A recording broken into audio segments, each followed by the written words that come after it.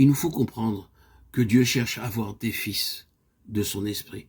La vérité sous-entendue et qui ressort de ce que l'on a appelé la parabole de l'enfant prodigue, c'est la transition d'un état de fils, c'est-à-dire qui est sur la base de la loi, à un autre état, c'est-à-dire celui qui est sur la base de la grâce, de la chair à l'esprit.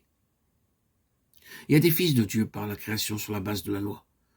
Dans ce sens, tous les hommes sont les enfants de Dieu. Et Paul a employé cette phrase de manière toute générale en s'adressant aux Athéniens. C'est en lui que nous avons la vie, le mouvement et l'être, comme l'ont dit quelques-uns de vos poètes. Nous sommes aussi de sa race. Étant donc de la race de Dieu, nous ne devons pas croire que la divinité soit semblable à l'or, à l'argent ou à la pierre, sculptée par l'art et le génie de l'homme. Acte 17, 28, 29. Mais par la chute, par l'égarement ou la déviation de l'homme.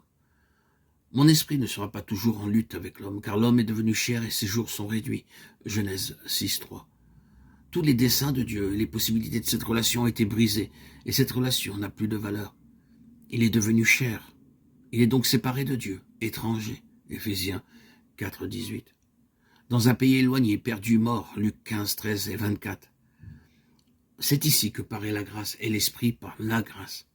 L'esprit commence son action dans ce domaine de la mort et de l'éloignement. Il convainc de pécher contre le ciel. Luc 15, 21. La seule conviction suffisante, il fait aboutir la fin des œuvres de la chair dans le désespoir et la destruction. Il contraint, il prouve, il produit la repentance et la confession, et amène enfin la place du pardon et du repos. De la mort à la vie, mais non pas à la vie de jadis. Ce qui est né de l'esprit est esprit, Jean 3, 6. Cet homme est le fruit du travail et de la peine de l'esprit, et toutes les relations seront désormais nouvelles. Une nouvelle robe, la robe de la justice divine, de nouvelles chaussures, une marche et un chemin dans l'esprit.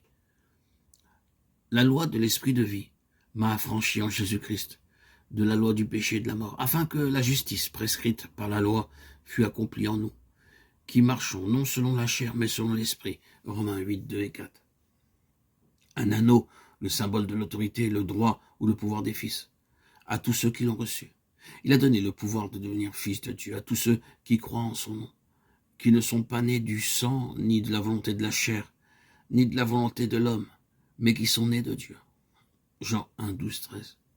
Le veau gras, l'aimé qu'il n'avait pas connu autrefois, la meilleure nourriture de la maison du Père.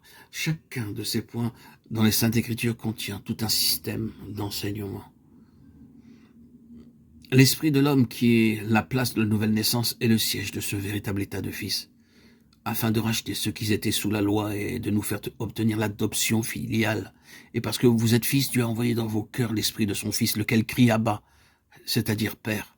Galates 4, 5, 6. Il est donc aussi le nouvel homme appelé à servir Dieu, sous le régime nouveau de l'esprit. Romains 7, 6.